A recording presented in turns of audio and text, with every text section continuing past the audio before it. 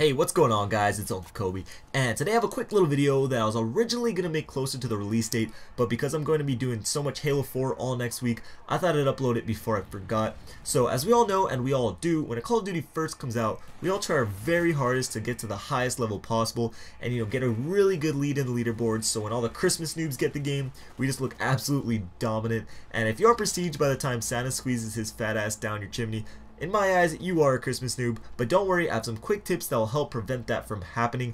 These tips are for right out of the box gameplay, things you want to know going into it before you have even played your first game. So these pro tips, as David Vonderhaar called them, were given to help you in your race to prestige. Now some of these are pretty self-explanatory and obvious, but a couple are actually quite helpful when you break them down. The first one, pre-order the game and you get a few days of double XP. That's simple, straight to the point, but extremely helpful. For me, Nuketown 2025 is enough to earn my pre-order, but a couple days of double XP is just awesome, and you have to realize the more you play those first couple days, the more double XP will help you. So yeah, if you play for an hour or two, double XP isn't that a big of a deal, but if you're going to do 72 hours straight like me, that double XP is going to just be huge, so just keep that in mind. I know most of you have lives and enjoy seeing sunlight, but if you don't, definitely take advantage of that. So the next one is prestige the weapons you have success with. Each time you rank up a weapon, you get a small level XP bonus. And I know I kind of made a video already talking about this, but I leaned more to prestiging as many weapons as you can, but this tip that Vonderhaar gave us kind of tells us otherwise.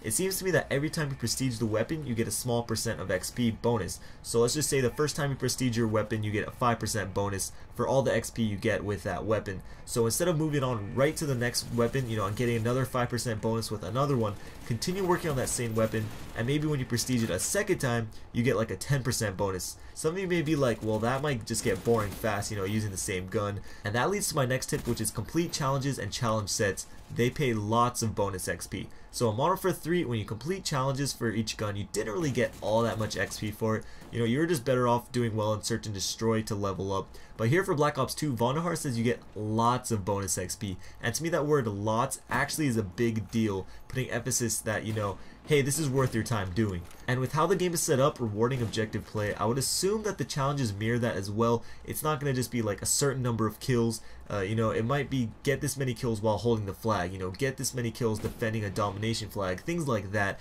And this doesn't mean you're totally going to have to change your playstyle just to level up. I'm just saying be aware of what challenges there are while you're playing, just in the back of your head or whatever, because with Modern Warfare 3, I had no freaking idea what the challenges were. I just got them when I got them. But here I'm recommending just, be mindful of what they are while you are playing. So these next two aren't really tips, but this one really got me thinking. He says you need to complete Prestige 10 to become Prestige Master. Only Prestige Master won the race. And it got me wondering, what if you're the first person to become a Prestige Master? How awesome would it be if you got a one-of-a-kind title that no one else would ever have? Whenever you go into a game, kids are like, holy crap, J Nasty support Moab 420 was the first Prestige Master ever. I think that would just be awesome. I don't have any info to back that up. It's just more of a thought, but for all we know, it could be a possibility. So this last tip that he gave us really only matters to people that plan on getting the game early, and what he does say is don't post or stream before the game is officially released on November 13th. The race starts then and not a minute earlier. So that's obvious. You're not allowed to post gameplays until it goes public, unless you just go YOLO like me and just try to cheat the system, but I have no plans of doing that anymore. But anyways, what interesting is he doesn't mention playing the game early, because a lot of developers, they all know you're going to get games early. There's no way around it. It's going to happen.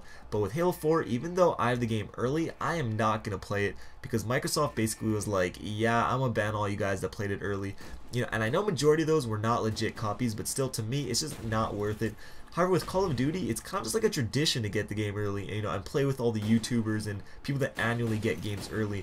And Activision never seems to mind, as long as you don't post or stream, so that's good news, for those who are getting the game early. Again, I'm still not sure if I am, personally, but if I don't, Halo 4 is not going to even be a week old yet, so I'm not going to be dying for a new game.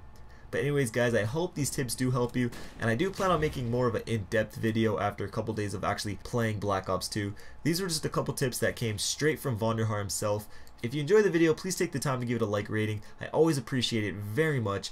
I might also be hosting an open lobby today, which is Saturday.